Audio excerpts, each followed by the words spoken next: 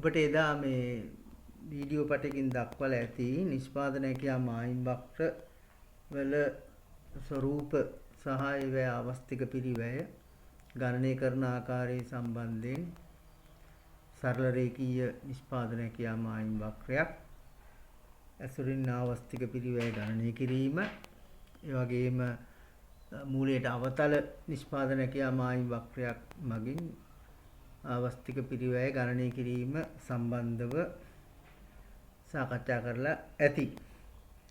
දැන් ඔයගොල්ලන්ගෙන් මේ නිපුණතා මට්ටම ඊගාවට 1.9 ආර්ථික විද්‍යාවේ මූලික සංකල්ප හා නිෂ්පාදන ධාරිතාව වෙනස් වීම කොහොමද නිෂ්පාදන කියා වක්‍රයකින් අඳුරගන්නේ විග්‍රහ කරන්නේ කොහොමද කියන එක තමයි අද දවසේ වැඩසටහනට අදාළ වෙන්නේ. දැන් මේ සමග ඔබට එවල ඇති ඔයගලන්ට එවල ඇති මේ සම්බන්ධව අදාළ නිබන්ධනය එවල ඇති. දැන් ඔය සියලු දෙනාම එකට එකතු කරගන්න බැරි හින්දා තමයි මේ විදිහට වීඩියෝ පටයකින් දාන්න රෙකෝඩ් කරලා දාන්න උත්සාහ ගත්තේ. ඒකට ඔයගොල්ලන්ට කැමති වෙලාවක බලලා අදාළ නිෂ්පාදන කියා මායිම් වක්‍රයට අදාළ එවල දැන් එවල ඇති. දැන් ටික ඉස්සෙල්ලා ඒකට අදාළ ප්‍රශ්න ටික කරගන්න පුළුවන්. දැන් අපි දන්නවා මේ අවුරුද්දේ දැන් උසස් පෙළ උත්තරපත්‍ර පරීක්ෂා කරා. ඒකෙදී ඇතැම් ළමයි දෙවෙනි පත්‍රයට ලකුණු මගේ පැනල් එකේ ලකුණු 100 ගත්ත දෙන්නෙක් හිටියා. ඒකෙන් 99ට පොඩ්ඩක් එහෙම වෙනස් වුණා. ඒ කියන්නේ ඉහළම මට්ටමකින් ලකුණු අරගෙන තිබුණා. විශේෂයෙන් ඔය මේ වෙලාවේ කෙනෙකුව නාගරික ප්‍රදේශයක කොළඹ ගම්පහ වෙන්න පුළුවන්.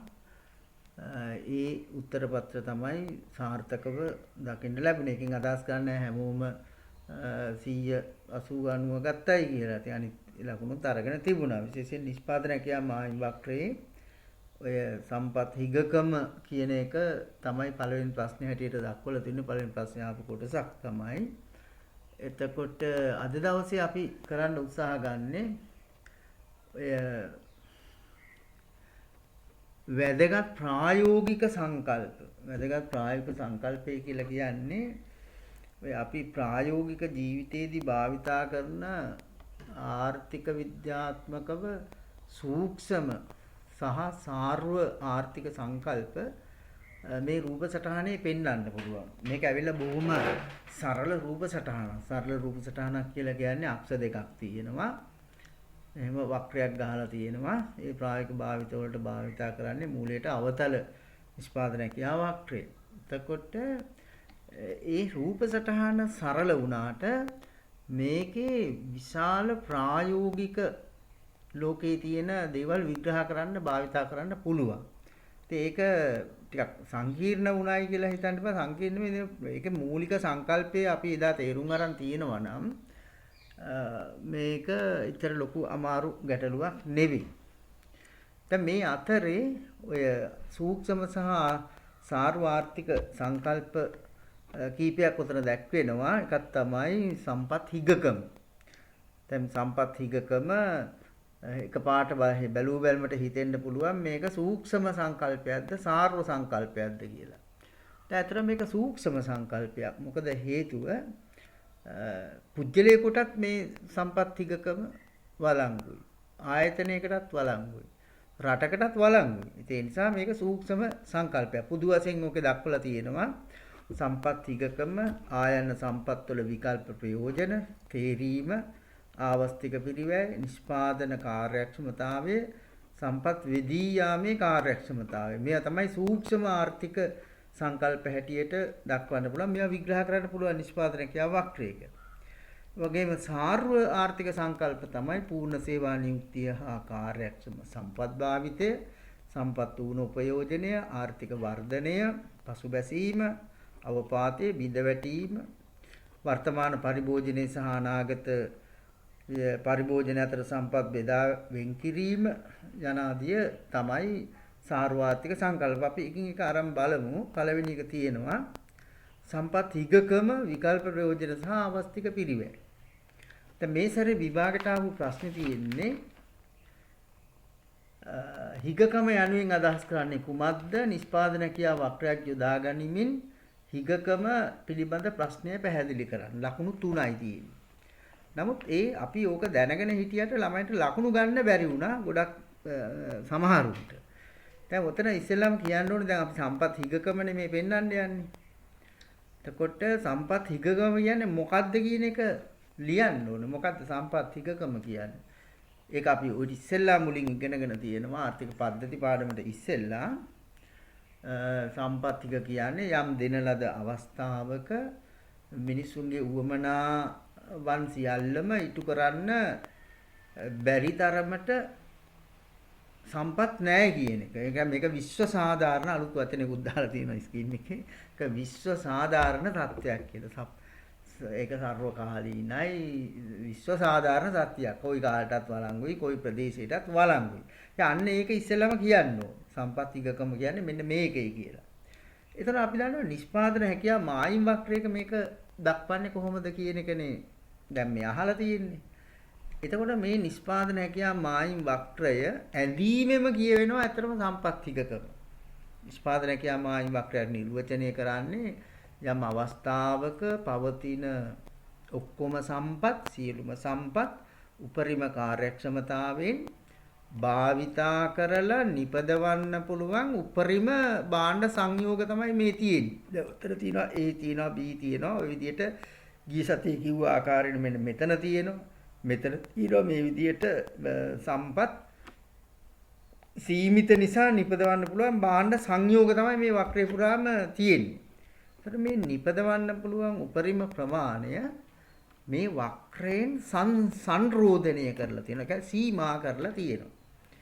තියෙන සම්පත් අනුව පරිභෝජනය කරන්න පුළුවන්, නිපදවන්න පුළුවන්. මෙන්න මේ මායිමේ සහ මායිමේ ඇතුළත මේ හරිය ලක්ෂයක් ගත්තොත් එහෙමත් මෙන්න මේ හරිය ඒක නිපදවන්න පුළුවන්.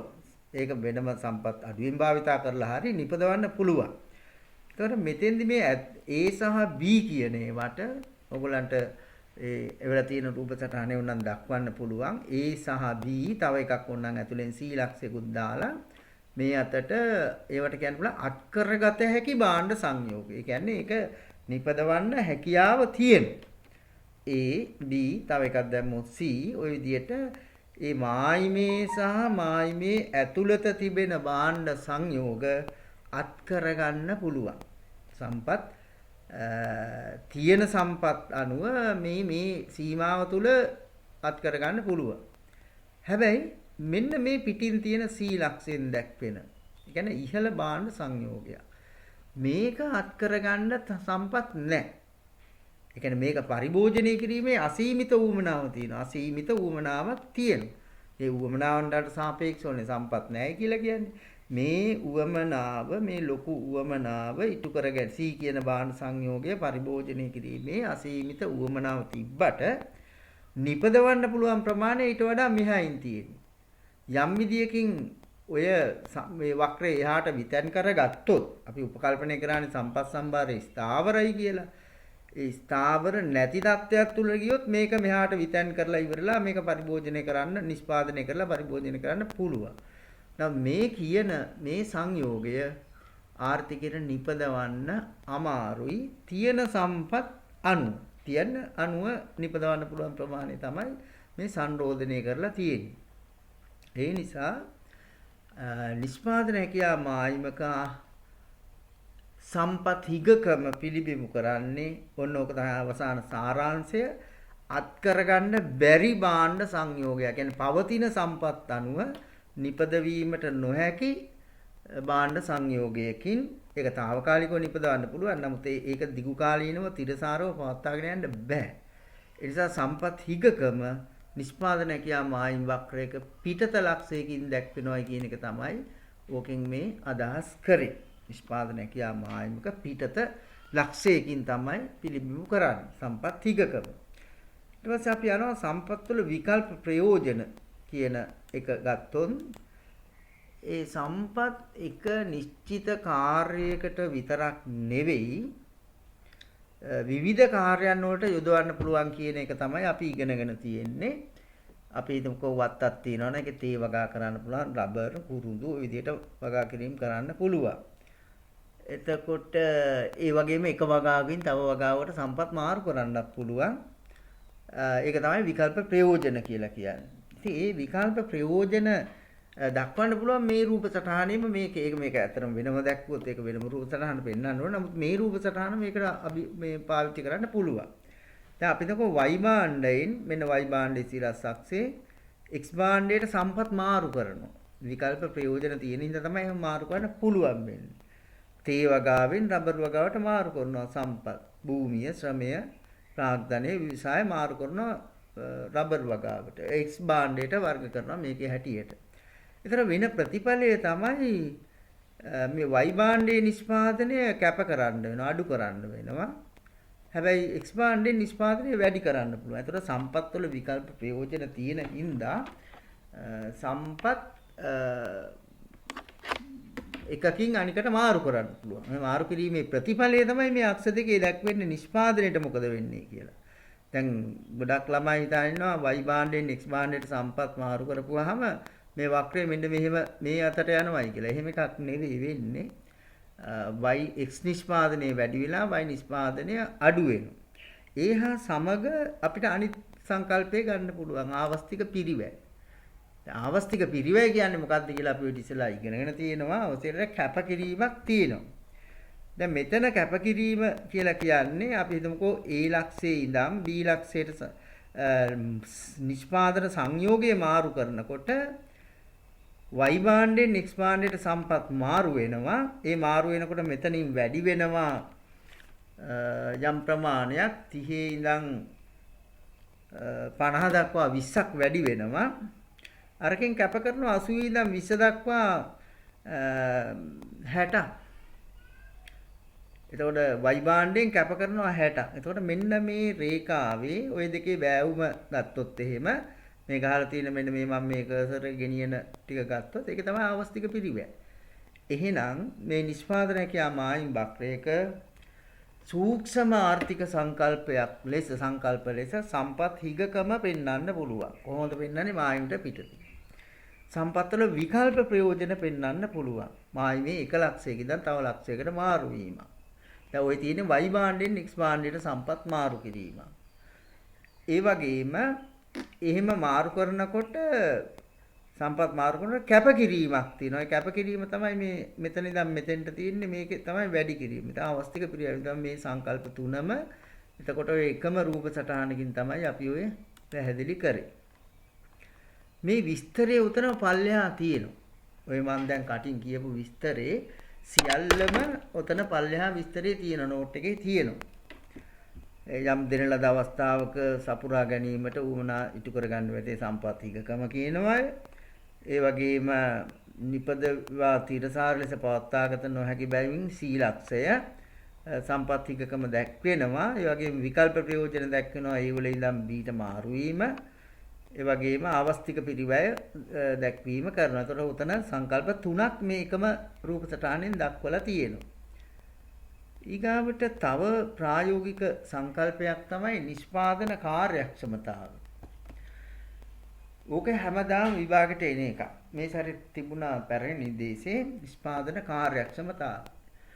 දැන් නිෂ්පාදන කාර්යක්ෂමතාවය කියන එක අපි ඉගෙනගෙන කියන්නේ ඔයගොල්ලෝ සම්බන්ධ වෙනවා දන්නේ අර ආර්ථික පද්ධතියක කාර්ය සාධනයේ ඇගීමේ නිර්ණායක කියන පාඩමේදී ආර්ථික කාර්යක්ෂමතාවය කියලා එකක් දැක්වුවා. ඒ ආර්ථික කාර්යක්ෂමතාවය කොටස් දෙකකින් සමන්විතයි. ඒක නිෂ්පාදන කාර්යක්ෂමතාවය අනිත් එක සම්පත් බෙදියාමේ කාර්යක්ෂමතාවය. දැන් නිෂ්පාදන කාර්යක්ෂමතාවය අපි අර්ථ දක්වන්න පුළුවන් ක්‍රම කීපයකට. එකක් තමයි අවම යෙදවුම් පිරිවැයක් තුල උපරිම නිමවුමක් ලබා ගැනීම. අවම යෙදවුම් පිරිවැයක් තුල උපරිම නිමවුමක් ලබා ගැනීම. ඒකෙන් කියන්නේ සියලුම සම්පත් නිෂ්පාදන කටයුතුට භාවිතා කරයි කියන එක. දැන් ඔය නිෂ්පාදනය කියා මායිම් වක්‍රයේ ඕනෑම ලක්ෂයක තියෙන එක නිර්වචනයේම කියවෙනවා. සියලුම සම්පත් උපරිම කාර්යක්ෂමතාවයෙන් භාවිතා කළොත් නිපද වෙන සංයෝග තමයි ඕකේ තියෙන්නේ කියලා. ඉතින් එතනම නිෂ්පාදන කාර්යක්ෂමතාවය කියවෙනවා. දැන් අවම යෙදවුම් පිළිවෙලක් තුළ උපරිම නිමවුමක් ලබා ගැනීම නිෂ්පාදන කාර්යක්ෂමතාවෙන අතර ඒ නිෂ්පාදන කියා මායිමේ ඕනෑම ලක්ෂයකින් දැක්විය හැකිය. දැන් මායිමේ නම් ඉන්නේ මේ A ලක්ෂය, B ලක්ෂය, තව ලක්ෂ ඕන තරම් දක්වන්න පුළුවන්. එතකොට නිෂ්පාදන කාර්යක්ෂමතාවය මේ නිෂ්පාදන කියා මායිමේ ඕනෑම තැනක පිළිබිඹු කරනවා. ඕනෑම තැනක දැක්වෙනවා. නිෂ්පාදන කියා මායිම් වක්‍ර නිර්මාණය කරනකොට මුළුල්ලේට බිඳුවක් එන්න ඕනේ. එතකොට මේ නිෂ්පාදන කාර්යක්ෂමතාවය ඉටු වෙන්න ප්‍රධාන කොන්දේසි දෙකක් අවශ්‍ය කරනවා. එකක් තමයි full employment. full employment කියන්නේ සියලුම සම්පත් නිෂ්පාදනයට භාවිතා වෙලා. අනිත් එක full production. පූර්ණ නිෂ්පාදනය. මේ කාරණා දෙකම එකට එකතු වුණාම තමයි නිෂ්පාදන කාර්යක්ෂමතාවය පිළිබිඹු කරන්නේ. ඒතකොට නිෂ්පාදනය කියන්නේ ඕනෑම ලක්ෂයක මේ නිෂ්පාදන කාර්යක්ෂමතාවය පිළිබිඹු කරනවා. ඒක තව ටිකක් ප්‍රසාරණය කරලා ඒකම තව ටිකක් දික් කරලා ආර්ථික කාර්යක්ෂමතාවය කියන තැනට ගිහිල්ලා තියෙනවා. ඒ ආර්ථික කාර්යක්ෂමතාවය දක්වනකොට ඒකට අවශ්‍ය කොන්දේසි දෙකක් තියෙනවා. ආර්ථික කාර්යක්ෂමතාවය, ආර්ථික පද්ධතික කාර්ය සාධන ඇගීමේ නිර්ණායක අර නෝට් එකක් දුන්නේ මේක අතින් ලියපු නෝට් එකක් මේ WhatsApp කරලා ඇති. අන්න ඒක තියෙනවා. ඒකේ කොටස් දෙකක් තියෙනවා. එකක් තමයි නිෂ්පාදන කාර්යක්ෂමතාවය, අනිත් එක තමයි සම්පත් බෙදා හැරීමේ කාර්යක්ෂමතාවය.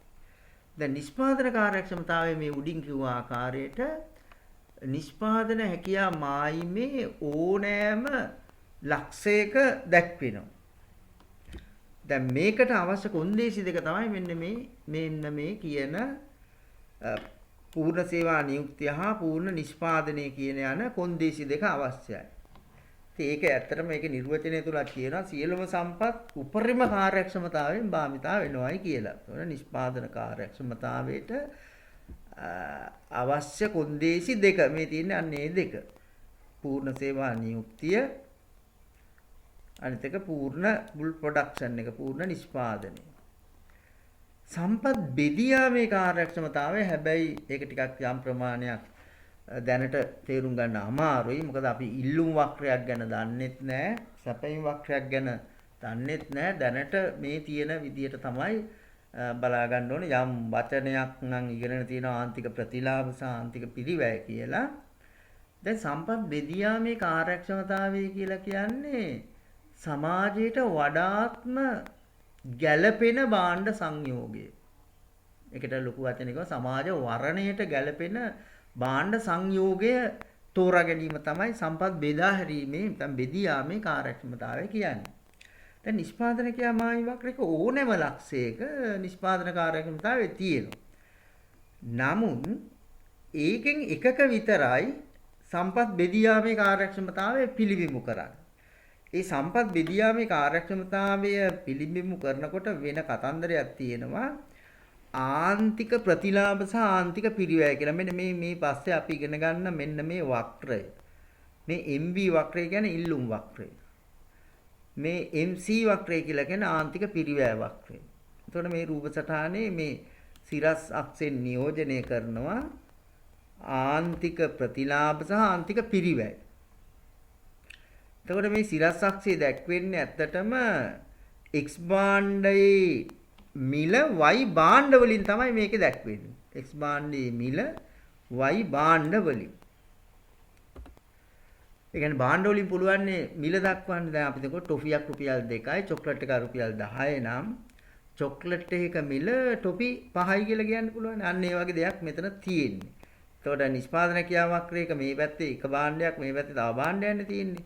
දැන් අපි මේ රූප සටහනේ තියෙන්නේ මිලයි ප්‍රමාණයයි කියලා එකක් අහුවෙන්නේ. මිලට තමයි ආන්තික ප්‍රතිලාභ කියලා කියන්නේ. ඒතර ආන්තික ප්‍රතිලාභ සහ ආන්තික පිරිවැය සිරස් අක්ෂයෙන් දැක්වෙනවා. මේ පැත්තෙන් නිෂ්පාදනය දැක්වෙනවා. ඉතින් අපි දැනට මේක මතක තියාගන්නවා. මේ නිෂ්පාදන කාර්යක්ෂමතාවයේ පිළිබිඹු කරන හැම ලක්ෂයකම සම්පත් බෙදියාමේ කාර්යක්ෂමතාවය ඉටු වෙන්නේ නැහැ. මෙන්න මේ කොන්දේසිය ඉටු වෙන්නේ. ඒ කියන්නේ ආන්තික ප්‍රතිලාභ හේවත් මිල ආන්තික පිරිවැයට සමාන වෙන සංයෝග තියෙන මෙන්න මේ B ලක්ෂය. ඒ දෙකම ඉටු වෙන තත්වයක් තුල x භාණ්ඩ මෙන්න මෙතන තියෙන ප්‍රමාණයයි මෙතෙන්ටත් y භාණ්ඩ ප්‍රමාණයක් සම්බන්ධ වෙනවා නම් මෙතන x1 එකමයි y1 මෙතෙන්ට දාන්න පුළුවන් y1 දාන්න පුළුවන්. අන්නේ ප්‍රමාණය නිෂ්පාදනය වෙනවා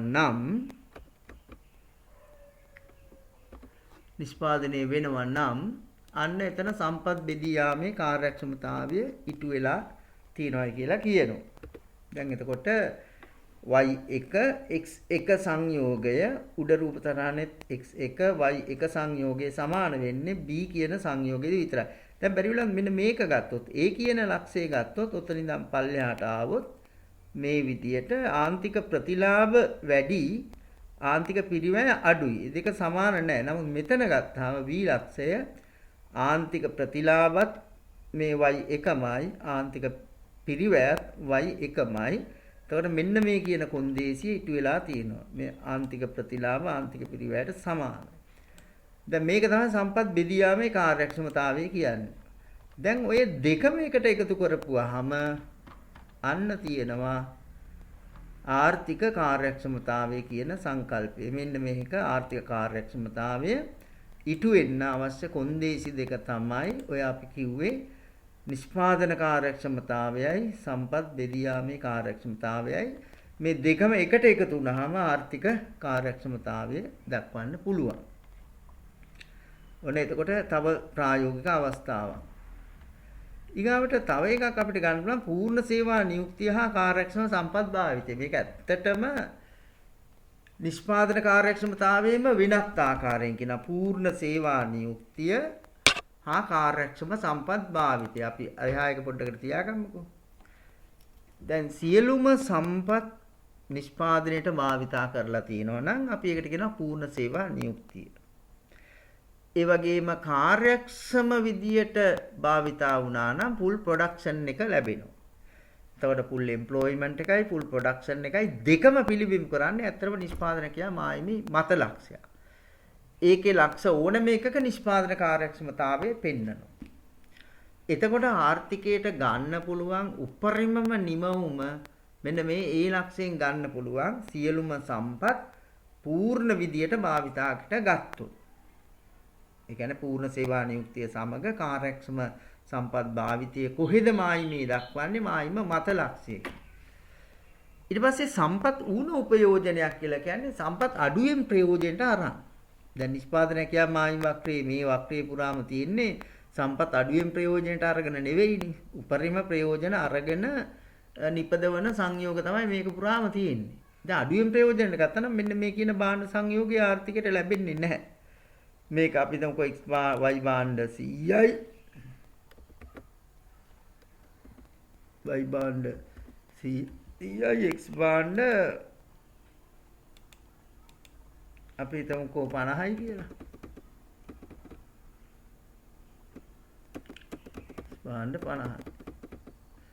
ඔය තමයි ගන්න පුළුවන් උපරිම භාණ්ඩ නිෂ්පාදනය 50යි.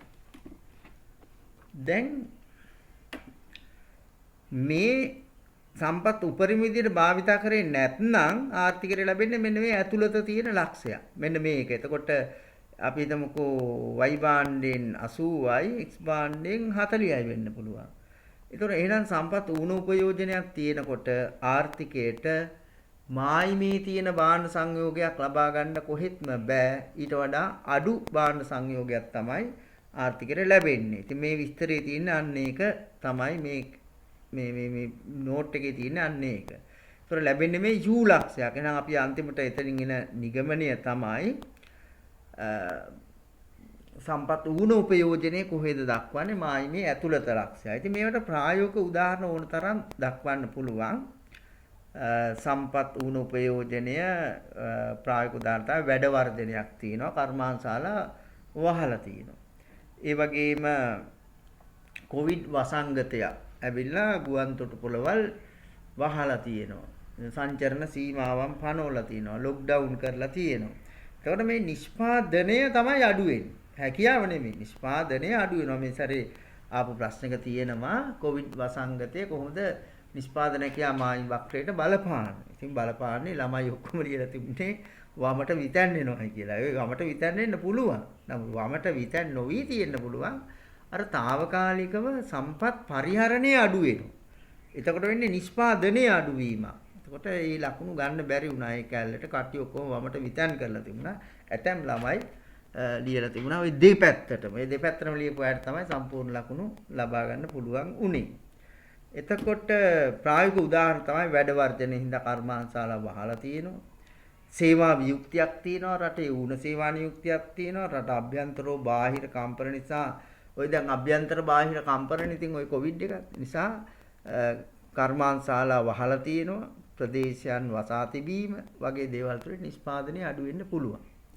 එතකොට සම්පත් ඌණ උපයෝජනයේ අවසාන මේ නිගමනය තමයි සම්පත් ඌණ උපයෝජනයේ මායිම ඇතුළත ලක්ෂයකින් පෙන්නනවායි කියන එක. ඒක තමයි දැක්වෙන්නේ.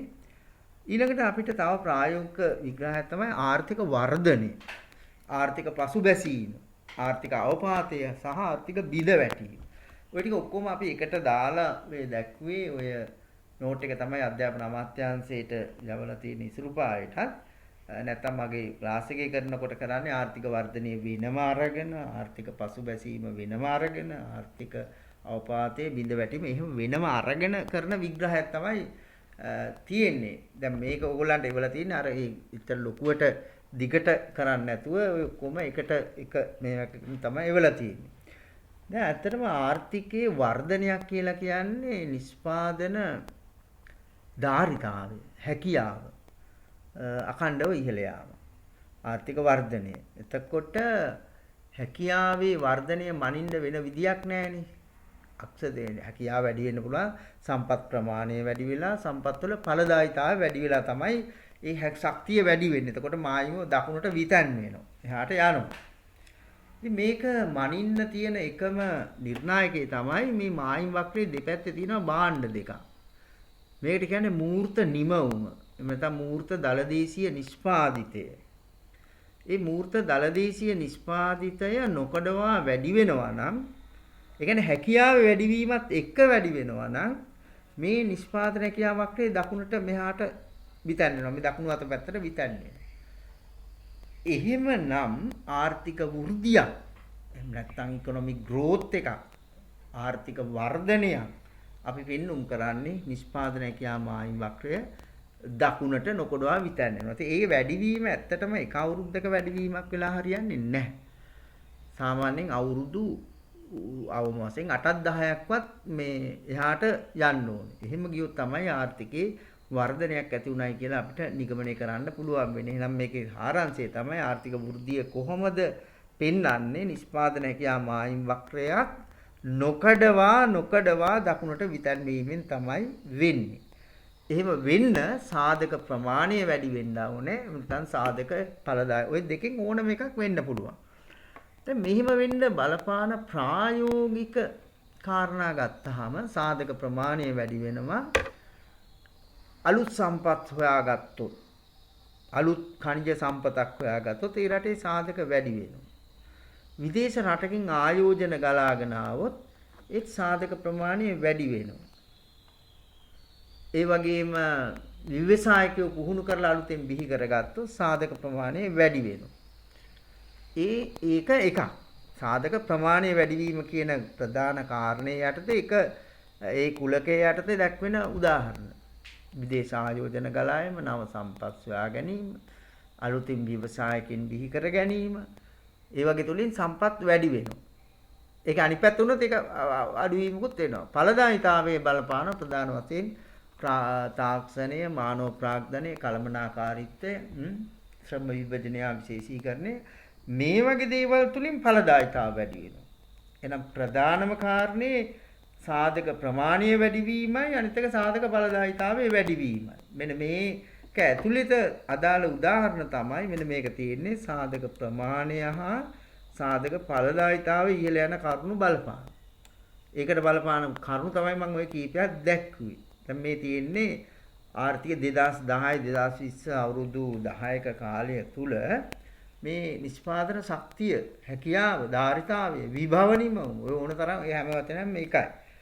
නිෂ්පාදන හැකියාව වැඩිවීම, නිෂ්පාදන ශක්්‍යතාවය වැඩිවීම, නිෂ්පාදන ධාරිතාවය ප්‍රසාරණය වීම, විභව නිමවුම ඉහළ යාම. ඔය ඔක්කොගේම කියන්නේ මේ මායිම් වක්‍රේ එහාට තල්ලු වෙනවයි කියන එක තමයි කියන්නේ. තල්ලු වෙනවට කියනවා විතන් වෙනවයි කියන වචනේ භාවිතා කරනවා. හැම තින්නේ සාධක ඵලදායිතාවය ඉහළ යන්න බලපාන කාරණා විස්තරයක්. ඒ වගේම ඒ ආර්ථික වර්ධනය ආංශික වර්ධනයක් වෙන්න පුළුවන්. එක අංශයක වර්ධනයක්. ආංශික. ඒක ටිකක් අසමතුලිත වර්ධනයක්. නමුත් ආර්ථික වර්ධනය මේ රූප පල්ලෙහින් තියෙන මෙන්න මේ රූප සටහනින් පෙන්වන්න පුළුවන්. ඒක අංශයක වර්ධනයක්. අපි තකො මෙතන තියෙන්නේ X භාණ්ඩයට පමණක් සීමා වෙච්ච තාක්ෂණීය වර්ධනයක් කියලා. එතකොට X භාණ්ඩේ ඵලදායි X භාණ්ඩේ නිෂ්පාදනයට අදාළ සාධකවල ඵලදායිතාවය විතරයි වැඩි වෙන්නේ. දැන් මේක අර ප්‍රසිද්ධ මේ එක ලියපු ලිපියක් නිසා මිසක් නැත්තම් ඕකේ ආර්ථික ඒක ඉලක්කම් වලින් පෙන්වන්න පුළුවන් මේ විදියට.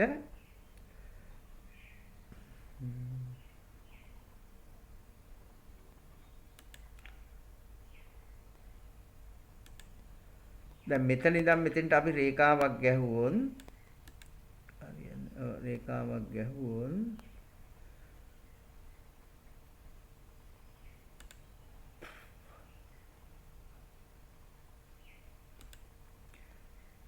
අපි හිතමුකෝ මෙහෙම මෙතන ඉඳන් මෙතෙන්ට අපි රේඛාවක් ගැහලා අපි එතනම පල්ලෙහාට රේඛාවක් ගැහුවොත් මේ විදිහට X භාණ්ඩේ නිමවුම යම් මෙන්න මෙතන තියෙනවායි කියලා හිතන්න 25 මෙතන Y භාණ්ඩය 50 දැන් එතකොට X භාණ්ඩයට පමණක් සීමා වෙච්ච තාක්ෂණයේ දියුණුවක් වුණා නම් X නිමවුම 25 ඉඳන් මෙන්න මෙතෙන්ට දක්වා යන්න පුළුවන්. මෙතෙන්ට කොතෙන්ටද මෙන්න මේ දක්වා යන්න පුළුවන්. X භාණ්ඩ අපි මෙතන 50යි කියලා දාමුකෝ. 50 දක්වා යන්න පුළුවන්. දැන් මෙහිම තත්වයක් තියෙනකොට Y භාණ්ඩේ නිමවුම වැඩි වෙන්නේ නැහැ 50මයි. අර ඉස්සෙල්ලා එකේ දෙකේම වැඩි වෙනවා. මේක 50යි X භාණ්ඩේ පමණක් නිෂ්පාදනය වැඩි වෙනවා. මේ 25 ඉඳන් මෙතන 50 තියෙනවා කියලා හිතන්න.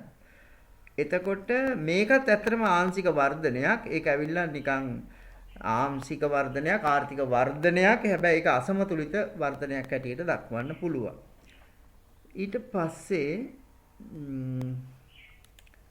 අපි ගත්තොත් මෙහෙම ආර්ථිකේ එතකොට ආර්ථික වෘද්ධිය පෙන්වන්න පුළුවන් මායිම දෙපැත්තෙන්ම දකුණට විතැන් කරලත් එක පැත්තකින් දකුණට විතැන් කරලත් පෙන්වන්න පුළුවන්. එක පැත්තකින් දකුණට විතැන් කරත් ඒකත් ආංශික ආර්ථික වර්ධනයක් හැටියට දක්වනවා. 2007 ඉඳන් ඒක පිළිගත්තා. ඊට ඉස්සෙල්ලා නම් ওই දෙපැත්තෙන්ම තමයි දකුණට විතැන්වීම සැලකුවේ ආර්ථික වර්ධනයට. දැන් ආර්ථික පසුබැසීම කියන්නේ තව ප්‍රායෝගික සාර්වාර්ථික සංකල්පයක්. දැන් සාමාන්‍යයෙන් අපි ආර්ථික පසුබැසීමක් කියලා කියන්නේ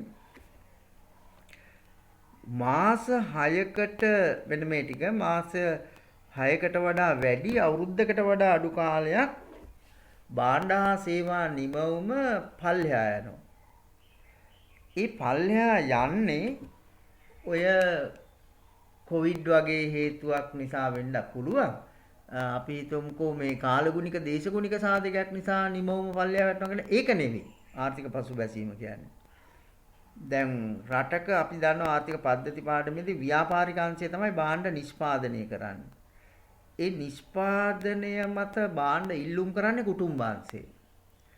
කුටුම්බාංශයේ භාණ්ඩ ඉල්ලුමේ අඩුවක් සිද්ධ වුණොත් ඒකට අපි පස්සේ දවසේ කියනවා සමස්ත වියදමේ දැන් සමහර ඉල්ලුමේ අඩුවක් සිද්ධ වුණොත් සිදුවන නිෂ්පාදනයේ අඩුවීමක්. දැන් මම ව්‍යාපාරයේ ඉන්න ඕගොල්ලෝ පාරිභෝගිකයෝ නම් කුටුම්බාංශේ නම් ඕගොල්ලෝ මගෙන් ඉල්ලුවොත් තමයි මම භාණ්ඩ නිෂ්පාදනය කරන්නේ. දැන් ඒ ඉල්ලුමේ ඌනතාවයක් තියෙන හේතු කොටගෙන මම භාණ්ඩ නිපදවන්නේ නැහැ. ඉල්ලන්නේ නැති ඉල්ලන්නේ 100යි. මං සපයන්නේ 125 නම් මං 125 100ට අඩු කරනවා. අන්න ඒ වගේ හේතුවක් මත සිදුවන පසුබැසීමක් මිසං ඔය කාලගුණික දේශගුණික හේතුවක් මත සිදුවන පසු අඩුවීමක් නෙවෙයි. ඒ නිසාම තමයි ඔක මාස 6ක් විතර බලාගෙන ඉන්නේ මේක මේ ඒ වගේ ඍතුමය හේතුවක් මත නිෂ්පාදනය අඩු වුණාද එහෙම නැත්නම් සමාජයේ සමස්ත වියදමේ ඌනතාවයක් නිසා ඇතිවෙච්ච අඩුවක්ද කියලා බලාගන්න. ඒක අවුරුදු මාස 6ක්වත් ඉන්නේ. මත කාර්තු දෙක කාලයක් ඉන්නේ. දැන් යම් විදියකින් ඒ පසුබැසීම අවුරුද්දකටත් වඩා වැඩි කාලයක් තියෙනවායි කියලා හිතන්න. අවුරුද්දකටත් වඩා වැඩි කාලයක්.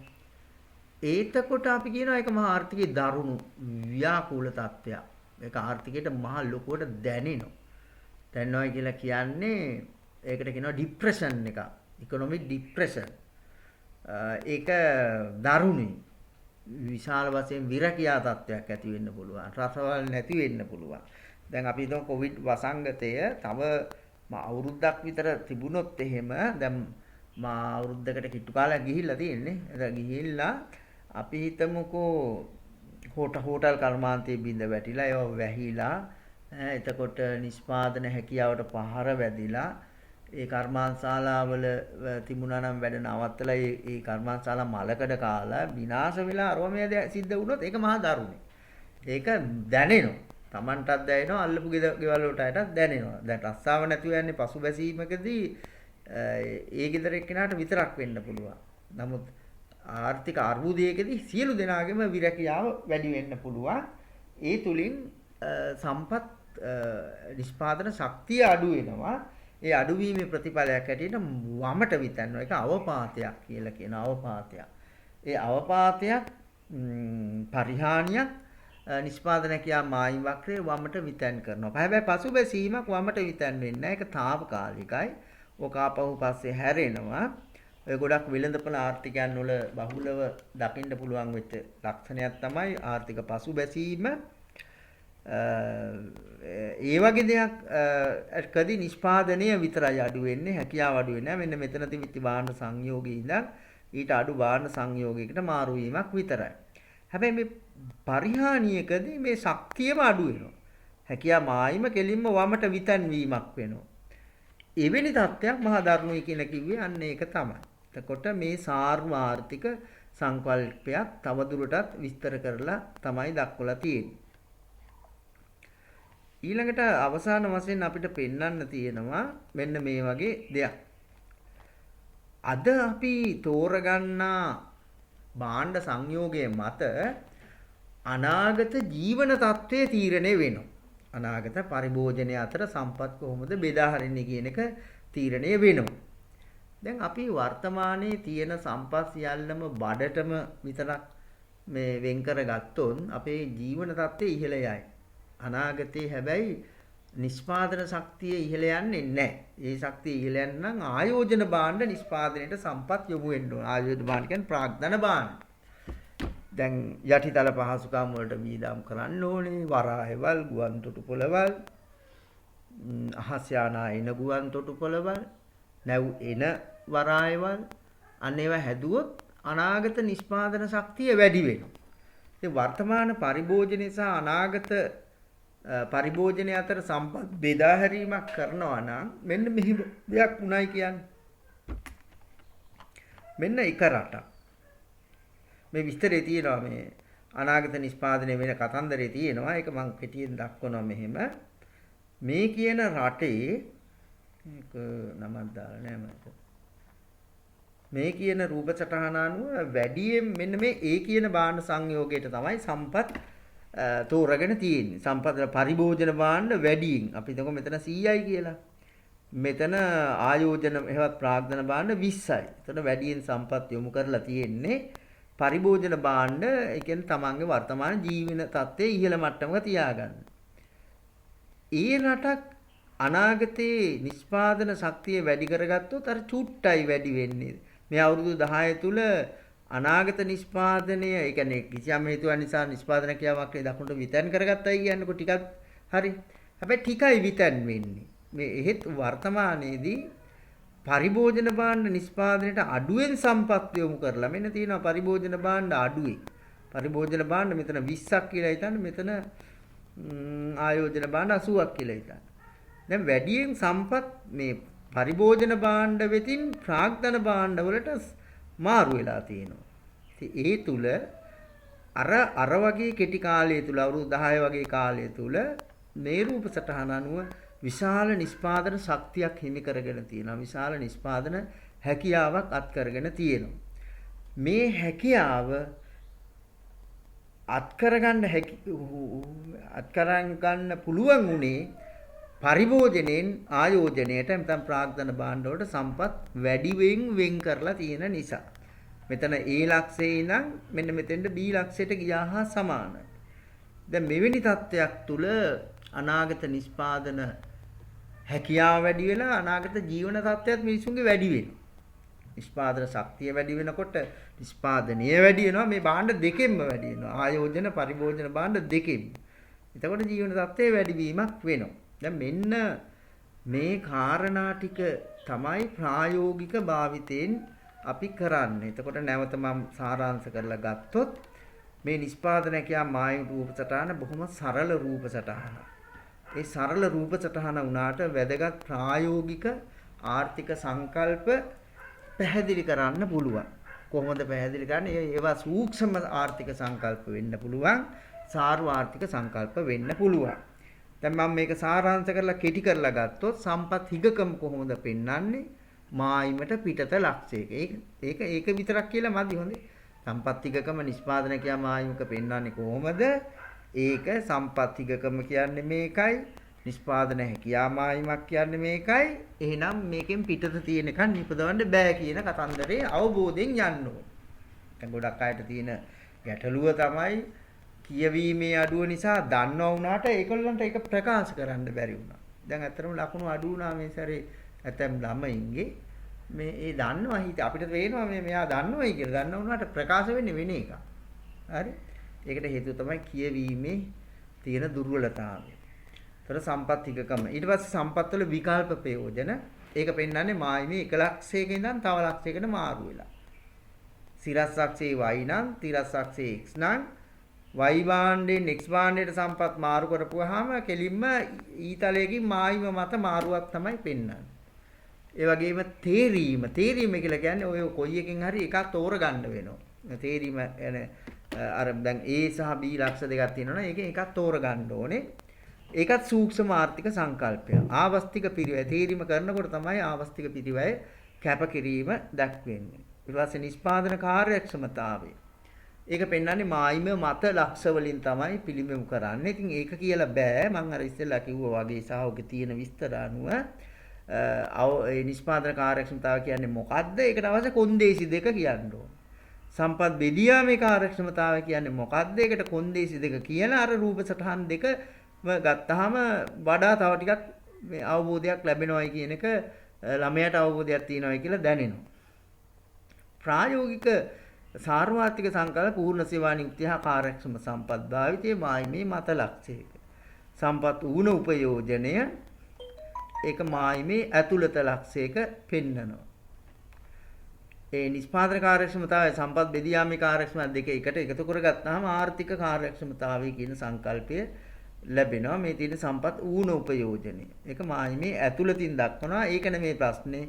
ඉගෙන ගන්නවා කියන්නේ ඇයි ඇතුළත දක්වන්නේ? අන්න ඒක ඉගෙන ගන්නවා කියන එක තමයි ඉගෙන ගන්නවා කියන්නේ. නැතුව සම්පත් ඌන උපයෝජනයේ මායිම ඇතුළත ආර්ථික වර්ධනය දකුණට සම්පත් හිගකම මායිමට පිටත. ඒක නෙවෙයි. ඒක ඇවිල්ලා කටපාඩම. ඒකට හේතුව දැනගන්න ඕනේ මායිමේ ඇතුළත දක්වන්නේ ඇයි කියන එක. ඊට පස්සේ ආර්ථික වර්ධනය කියන්නේ මායිම දකුණට විතන් කරනවා. පසුබැසීම ඇතුළත ලක්ෂයකට භාණ්ඩ සංයෝගය මාරු වෙනවා. ඒ කියන්නේ නිෂ්පාදනය අඩු වෙනවායි කියන එක. ආර්ථික අවපාතය හා බිඳ වැටීමකදී ශක්තියට පහර වදිනවා. ඒතකොට හැකියා මායිම වමට විතන් වෙනවා කියන එක අවධාරණය කෙරෙනවා. ඒ ටික තමයි මේකේ තියෙන්නේ. ඊට අමතරව වර්තමාන පරිභෝජනය සහ අනාගත පරිභෝජනය අතර තේරීමක් කරනකොට කොහොමද කරන්න ඕනේ? වර්තමානයේ පරිභෝජන භාණ්ඩ වැඩියෙන් නිෂ්පාදනය කළොත් අනාගත නිෂ්පාදන ශක්තිය අඩු වෙන එකයි. වර්තමානයේ පරිභෝජන භාණ්ඩ අඩුවෙන් සහ ප්‍රාග්ධන භාණ්ඩ වැඩියෙන් නිෂ්පාදනයට සම්පත් යොමු කරා නම් නිෂ්පාදන ශක්තිය විශාල වශයෙන් කෙටි කාලයක් තුළ අරගේ අවුරුදු 10කින් ගියාට වඩා වැඩියෙන් දියුණුවක් ලබා ගන්න පුළුවන් කියන එක. ඊට පස්සේ ඔතන තියෙන මේ විභාගයට ආපු එක්තරා ප්‍රශ්න කීපයක් විතරක්. හරි. ඕක අර ඉසුරු පාට යවන්න ඕනේ හින්දා අද ටිකක් මේ තියෙන්නේ තේරීම මේක බලන්න හිගකම නිෂ්පාදනයේ කාර්යක්ෂමතාවය ආවස්තික ප්‍රයත්න කරුණු නිෂ්පාදනය කියමායින් මක් ආශ්‍රයෙන් පැහැදිලි කරන්න තියෙනවා. ඒ වගේම කිසියම් භාණ්ඩයක නිෂ්පාදනය වැඩි කරන විට ඒ ආවස්තික ඉහළම බව පෙන්වුම් කරන නිෂ්පාදනය ඒ කියන්නේ අර මූලයට අවතල වක්‍රයට හේතුව. දැන් ඔය අන්තිමට අපි කියේ ප්‍රාග්ධන භාණ්ඩ සඳහා ආයෝජනය කිරීමත් පරිභෝජන භාණ්ඩ නිෂ්පාදනය කිරීමත් අතර වර්තමානයේ කරනු ලබන තේරීම ආර්ථිකයේ අනාගත නිෂ්පාදන හැකියාව කෙරෙහි බලපායි යෝග්‍ය රූප සටහනක් භාවිතා කරමින් පැහැදිලි. ඔය දැන් ඔය කියපු වෙන්න මේක තමයි ඒකට අදාළ උත්තරේ. ඒවා ඉතින් ලියන්නයි ඕනේ. නිෂ්පාදන හැකියාව මායිමක් ගොඩනැගින්න විදිහ උපකල්පන ඒවා දන්නවා. හැකියාව මායිම ඇතුළතට විතන්වීමට හේතු වන සාධක ප්‍රායෝගික හේතු සහ මේ ප්‍රායෝගික තත්ත්වයන් කොහොමද මේ රූප සටහනක පෙන්වන්නේ කියන එක තමයි තියෙන්නේ.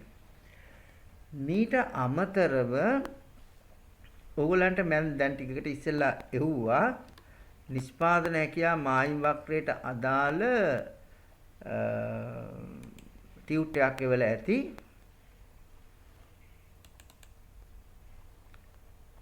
මෙන්න මේක.